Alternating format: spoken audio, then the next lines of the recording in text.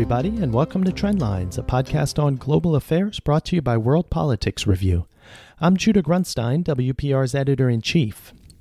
Before we get started on today's big picture interview, just a quick reminder that you can make sure you don't miss a single episode of Trendlines by subscribing to it on Apple Podcasts, Spotify, or the podcast app of your choice. In addition to its human toll, the coronavirus pandemic has wreaked economic havoc around the world. Entire economies ground to a virtual standstill as governments implemented draconian lockdowns to prevent the spread of the virus.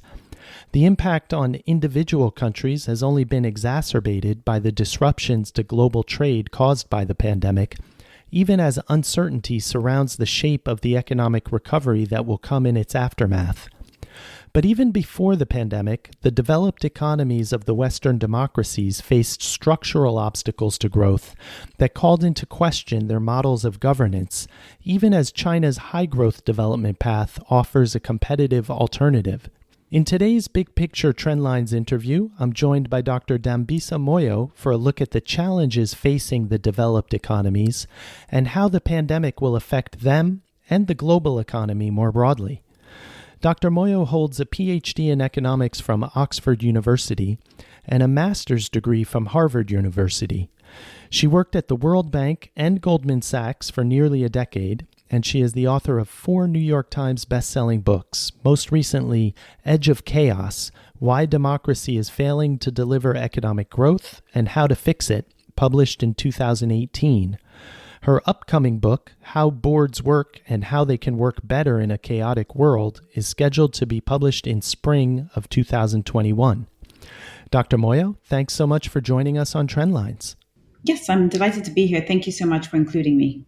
Now, before we take a look at the pandemic and the impact it's had on the global economy, I wanted to just start by setting a baseline of some of the developments and trends in the global economy that you've been following from before the pandemic. In particular, your last book from 2018, The Edge of Chaos, looked very deeply at the relationship between democracy and growth and how democracies are failing to deliver growth, and some of the impact and stakes that raises. So I just wanted to ask you, from before the pandemic, what were some of the long-term structural obstacles to growth in the developed economies? Yes, I think that's a very important question, because it's very easy for us to not only forget that things in the global economy and geopolitically were already somewhat precarious before COVID hit in earnest. But I think also as we start to think about what a post-pandemic recovery looks like, I think it's very important to have that context in mind. To my mind, there were at least 5 things that were happening before COVID that were materially worrisome. At a very high level, we had low, slow, and even no growth in many large economies, both developed and developing. By that, I mean that most economies that are quite significant contributors to the global economy were not able to even reach 3% growth, which is the minimum that they should be growing at in order to double per capita incomes in a generation. A second concern is that public policy, both monetary as well as fiscal policy, was already somewhat challenged, and some might even say impotent. We were already in a world of negative interest rates in places like Europe and Japan, and the amount of debt already on government balance sheets as well as corporates and households was already highly considerable. And was already worrisome in the period post the pandemic. Post the aftermath of the financial crisis of 2008. In addition to this, we were worried about technology and the risk of a jobless underclass, something that's only going to accelerate with the sort of push towards digitization. We were worried about demographic shifts, both in terms of the quality and the quantity of the global workforce. India is adding 1 million people a month to its population. This was happening before COVID hit. We were worried about climate change and natural resource scarcity, as well as income inequality. The fact that not only was income inequality widening, but there was a real concern that social mobility, which is a real big driver for improving world outcomes and reducing income inequality was actually getting worse. So, this was a confluence of factors that was happening before COVID, and really, in that respect, COVID is an accelerator to the challenged environment that was already occurring. And to your mind, what was at stake in terms of the rivalry between the U.S. and China, but also the shift in economic power to China and to the emerging economies? What was at stake in terms of the appeal of democracy versus the appeal of China's state capitalism as competing governance models? Yeah, I think that ultimately what's at stake is the global economy and also really human progress in its totality. We are so interdependent in terms of trade, foreign direct investment, debt. It's just it's so such an intricate web of interactions that it's hard to parcel out and say, well, if this happened, any challenges or difficulties would be ring fenced. But suffice it to say that the rise of China, and it's important to put this in context, China was already the largest economy. According to Angus Madison, some decades ago in the 1800s. And so, it's already been the largest economy in the world through really bad public policy making. They squandered a large proportion of time. And so this is a sort of, it's not a debut for them. It's really a second bite at the apple, so to speak. But what it has done is that it's highlighted that areas of economic growth are not necessarily only for countries that have liberal democracy and market capitalism. What China has shown is that an approach that is focused on global interaction, but at the same time where the state is the arbiter of capital and labor, but also where there's deprioritized democracy, can also produce returns and really enhance people's living standards, as we've seen hundreds of millions of people moved out of poverty in China in a relatively short period of time. In some ways, there was a lot of discussion prior to the financial crisis of how the Chinese model might prove more attractive to developing economies. I've seen you argue that that discussion post financial crisis has to be brought into the developing economies in the sense of eventually people beginning to put a price tag on what's important to them, whether it's growth and prosperity or democracy and accountability and oversight. Do you feel that's an accurate rendering of the argument you were making? I think there's always nuance with these points. I always feel a little bit concerned when people sort of try to make normative yes or no answers to very complex issues. The fundamental point is, really goes back to Maslow's hierarchy of needs. And people need food to survive. They need clean water. They need clean air. And so, yes, we would all love, I certainly love living in a democratic state where I have a lot of individual freedoms that not only do I believe allow me to participate in the growth of the economy, not only allow me to participate in public policy through my political freedoms, but also allows me greater degrees of creativity to contribute to innovation, which has always been these are all the arguments that have been made for democracy. But it is also the case that we cannot ignore the fact that countries that are less democratic have been able to deliver economic and improvements in living standards that have been material. And so I think there's something to be learned about sequencing, about how we should think about government responsibilities to delivering improvements in people's living standards. And it may very well be the case that, and this is one of the things that I think is really important, that in liberal societies and democratic societies, those freedoms that we have may come with them, and in fact do come with them, quite considerable costs that we are not very good at ascribing to the economy. So, a good example of this is I can have as many children as I like, and that's wonderful as for my individual rights, but my choices do have consequences for the broader sort of workings of society and thinking about how capital is allocated in the future and how we think about using the marginal dollar that society has towards other initiatives such as environment or education or broader infrastructure. So there are a lot of complex questions that emerge from this debate around democracy versus more deprioritized states. But I think ultimately it's about what government or what society deems to be the most important thing for long-term economic success. Another feature of the global economy prior to the pandemic was this backlash against globalization and free trade. We saw the protectionism of Donald Trump. Brexit, in some ways, was an expression of that. At the same time, in the past 4 years since Trump took office, there have been a number of huge free trade agreements that have been sealed, and a lot of the rest of the world has really further embraced free trade, despite the fact that the U.S. has retreated from it. I'm thinking of the RCEP, the Japan-EU free trade agreement, the way in which the Trans-Pacific Partnership was salvaged even after Trump withdrew from it. Do you see that as a last gasp of the move toward free trade, an ongoing tension, or is it a sign that free trade is actually more resilient to the backlash than we expected?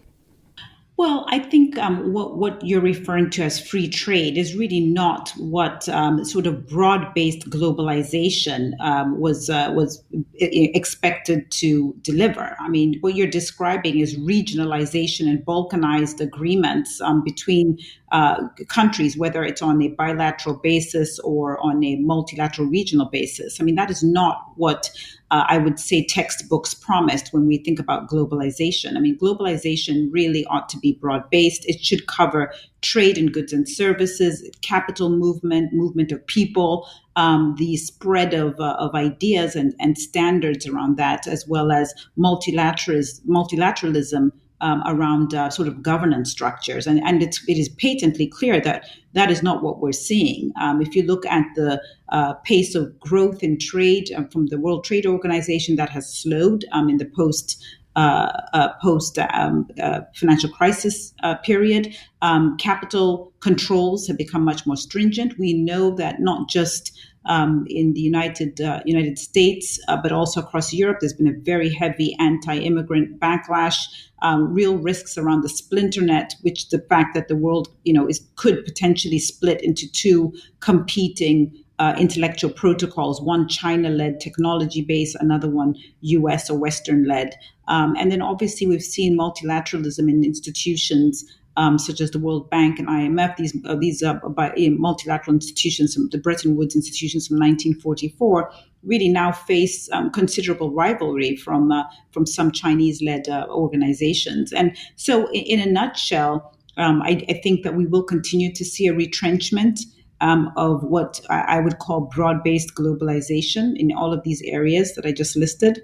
And I think in that respect, to be quite candid, I think it's evolved away from economics into a much more political sphere as governments become much more challenged and face much more sort of retribution in a political sense from their populations. I mean, that is what societies are responding to, that their populations have looked at globalization, I would say wrongly, but have tended to look at 30 years of globalization and said, hey, actually, you know what, all the gains have accrued to people who own capital, and they have not accrued to people who essentially own labor, as real wages have declined, and societies have, particularly in the West, have been very challenged. And so, in a nutshell, I would argue that what we're seeing is a sort of scramble for more sort of, as I said, balkanized, more regionalized type of trade agreements. But that's, to me, a material move away from the sort of broad-based globalization that we know and love.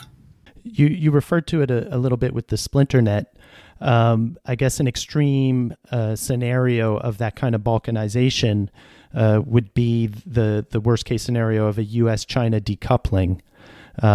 And I wonder if you feel like that's something that Is it something that can be avoided, or is it something that isn't really achievable, even if politically people on both sides wanted to achieve it? Is the interdependence too entangled at this point, or is the political dimension liable to override that? I think there's always scope. I mean, I'm not a sort of glass half empty person. I tend to think there's always a meeting of the minds. I mean, it's very clear that China, although has had very public proclamations of trying to move the economy into a much more domestic focus, consumer based, moving away from the trade regimes. They've been very public about that. But they are the largest foreign lender to the U.S. government, so they have some debt exposure there. They are also the largest lender to the emerging markets, more than the Paris Club, more than the IMF and World Bank. And so they have material exposure there, and just being part of the global economy. Think about semiconductors as a very specific area. They are very dependent on imports of semiconductors, and vice versa with the United States. I mean, they are a huge importer of many Chinese goods and services, and so in that respect, I think that there's enough simpatico that policymakers should always want to come to the table to negotiate. Where there could be a meeting of the minds, and whether it's in the areas of technology or security, intellectual property, trade in goods and services, that there would be some place for basis for engagement. I mean, I suppose the one point that remains interesting is this whole issue of who has leverage. It absolutely was the case, and has been the case for the United States, certainly post World War II, that the United States was a big piece of the global economy, and still is, and had a lot of leverage, not just militarily and politically, but also economically. And we've seen that change, over time into what people like Ian Bremmer called a G0 world. Some people would say it's a much more bipolar world than sort of the unilateralism or the hegemony of the United States. In that respect, I think there'll be required a lot more humility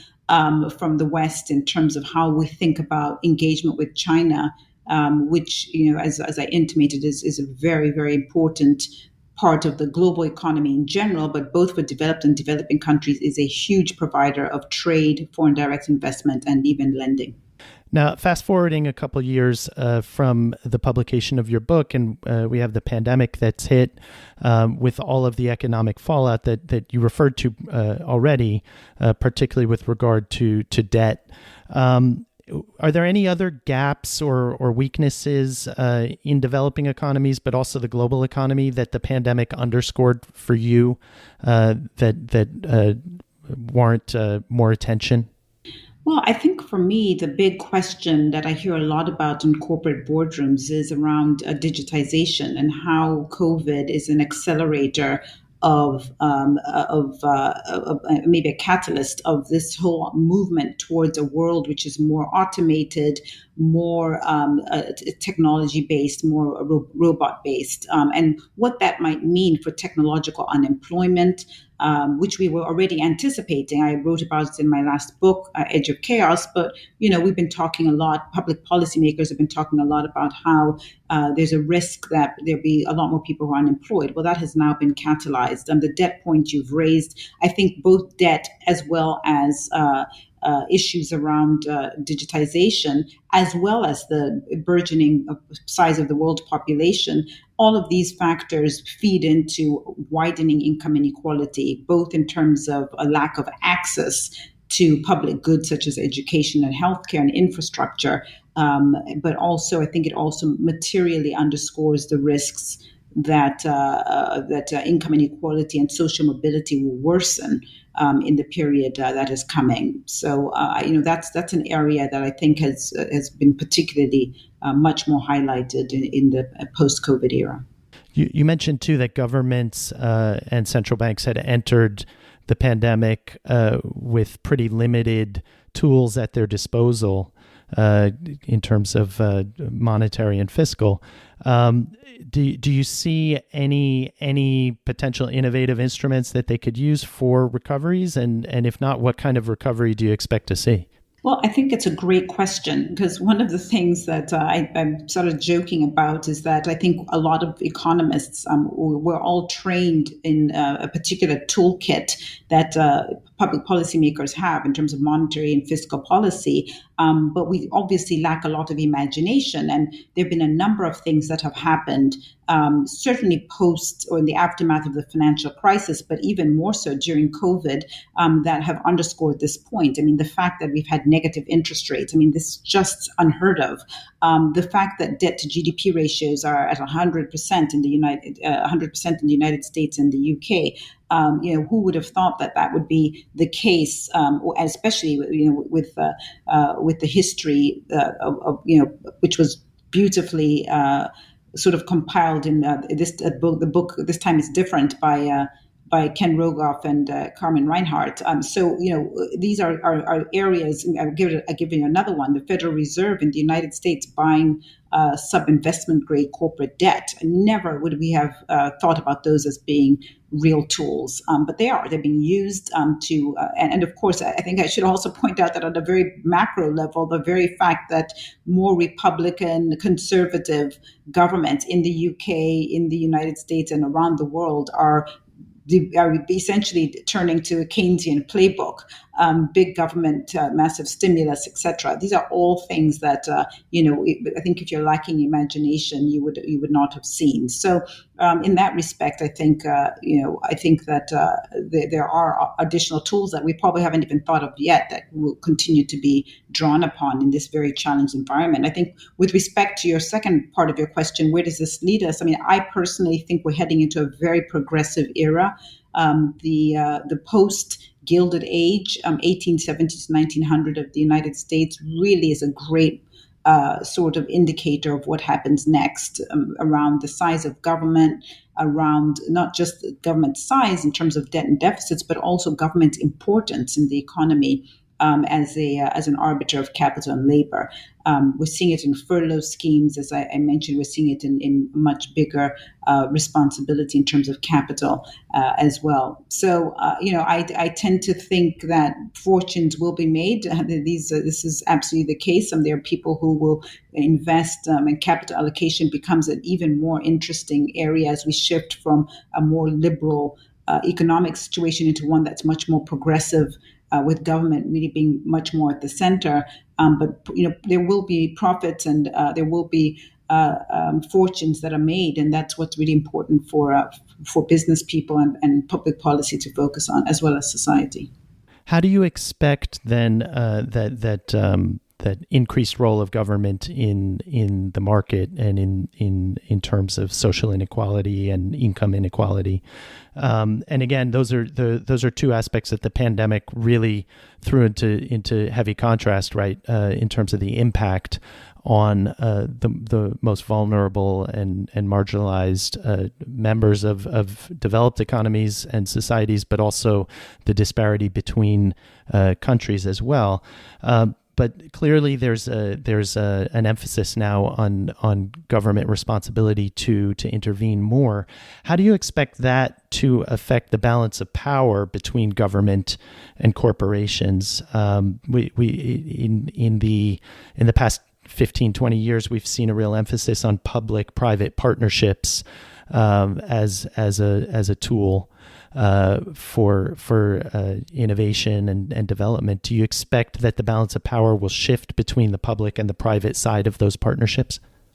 Well, I think there are a lot of sort of questions in your question. So let me try and take a stab at this. It is absolutely the case that, to my mind, government, and when I'm using the term broadly to mean politicians, public policymakers, as well as regulators, are the backbone of an economy. We've seen it not only when they've been, shall I say, less aggressive, so more laissez-faire, but also when they've become incredibly innovative in designing programs like the Manhattan Project or DARPA, the building out of Silicon Valley.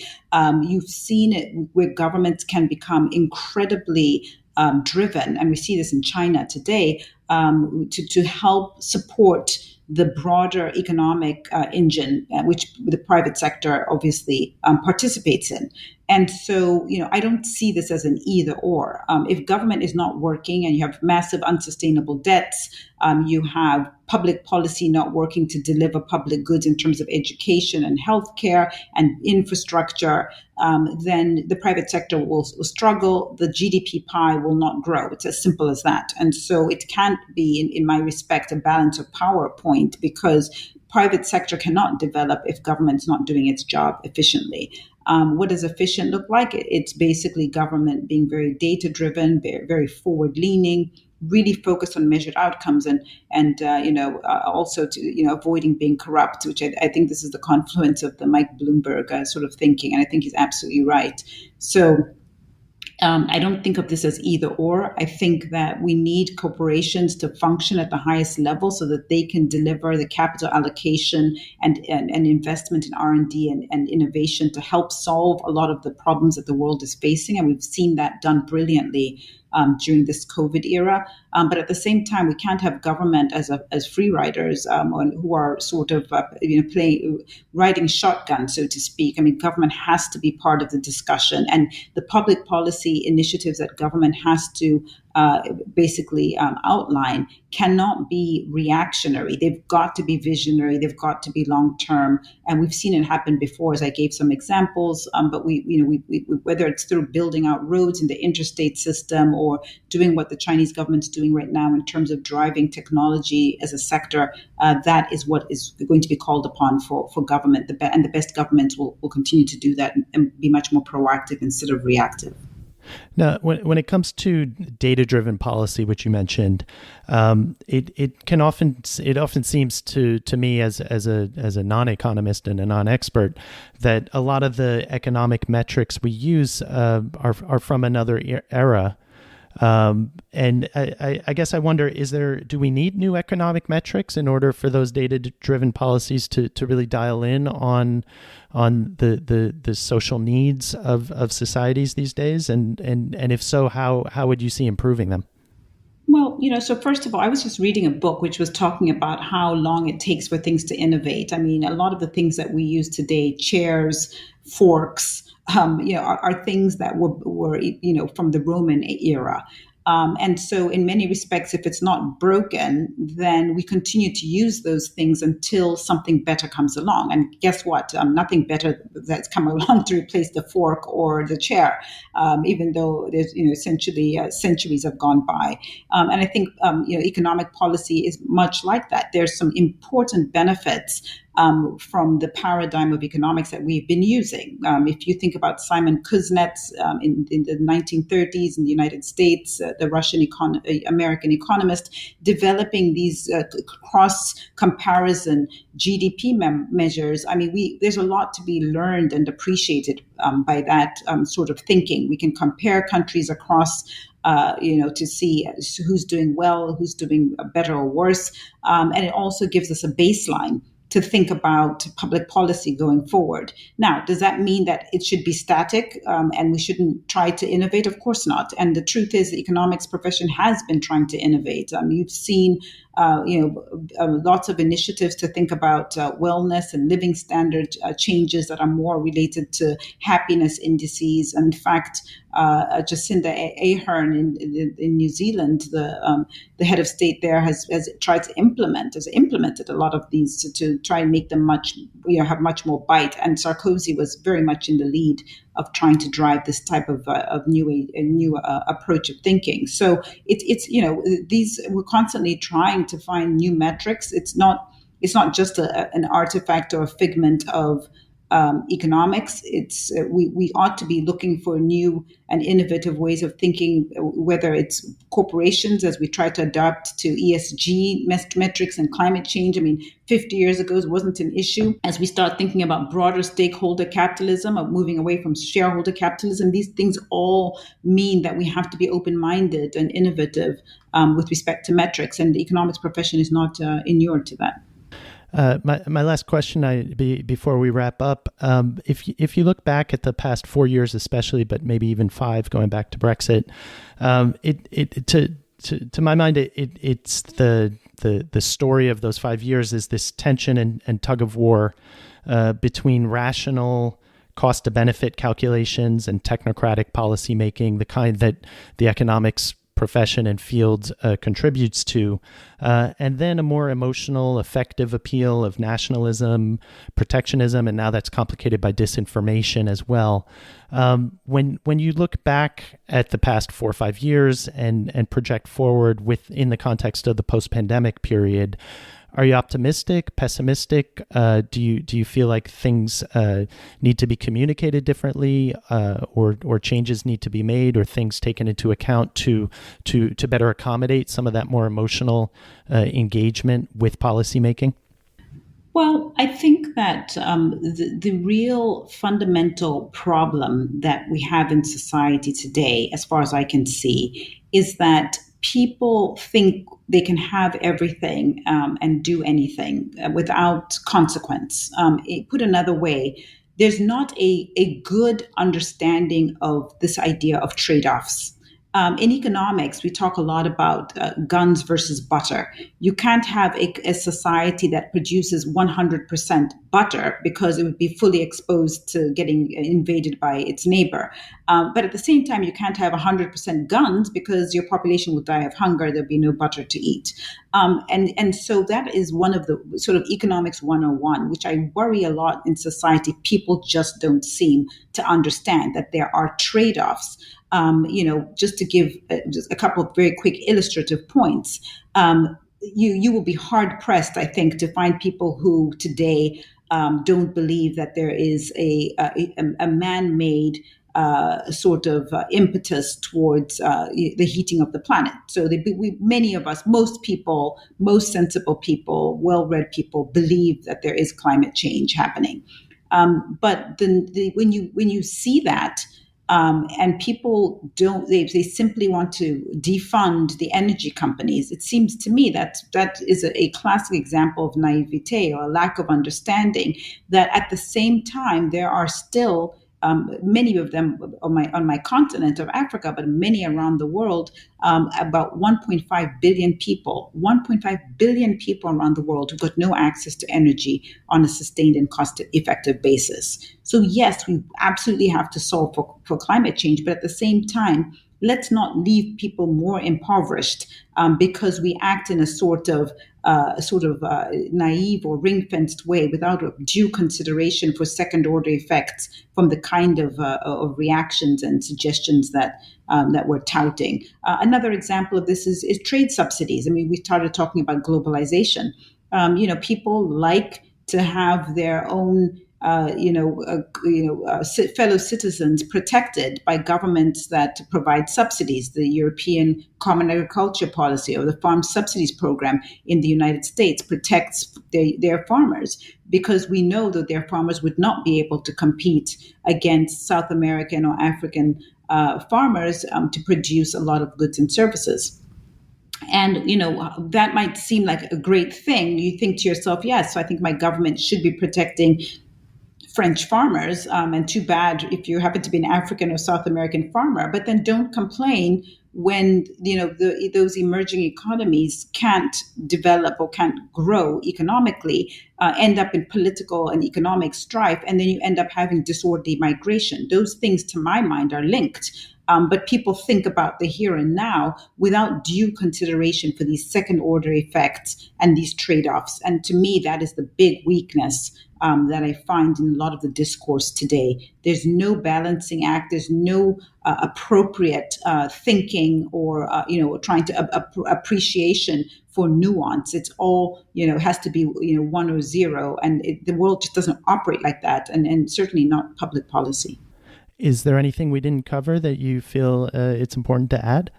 Well, I touched on it very briefly. I'm fundamentally optimistic in the sense that I don't think that this is the end of the world. We've had periods of real challenge before, whether it's Spanish flu or other types of outbreaks. We've had challenged economic periods where global growth collapsed and aggregate demand was much worse than we've seen it today in periods of war. And so I think what's really important is just that we we remain vigilant in trying to bring along as many people as possible in the world in a way that is sustainable and not driven by emotion or without much in terms of reflectiveness and thinking. Dr. Moyo, thank you so much for your time and your insights. It's been a pleasure. Thank you for including me.